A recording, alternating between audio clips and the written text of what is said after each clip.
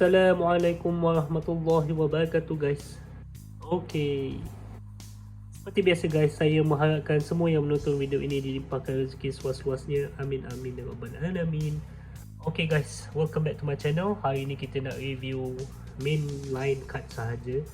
So what I have today is 91 GMC Syclone.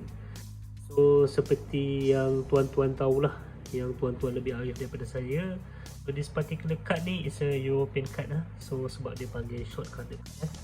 So ada saya punya video sebelum ni dalam channel saya ada terangkan ada short card, ada international card dan ada US card lah. So ni mainline card saja, 91 GMC. So today kita nak buat lain daripada lain sikit. Kita akan buka card ni. Okay guys, so let's unbox. Okay, jangan-jangan ni unboxing ni unbox lah, jangan-jangan koyak card ni. Okay, so tada.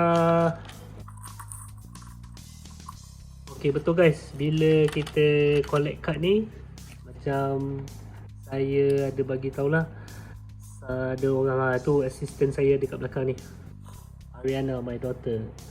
So memang kalau nak collect card ni, ada orang yang simpan card and then ada yang buka card ni lah. Okay, so kalau kita buka ni memang akan nampak lagi jelas lah dia punya card dia, dia punya particular card dia macam mana dengan warna dia. Okay, so this particular card ni, ada card ni GMC Syclone. So kita view daripada belakang. Okay, so from the top,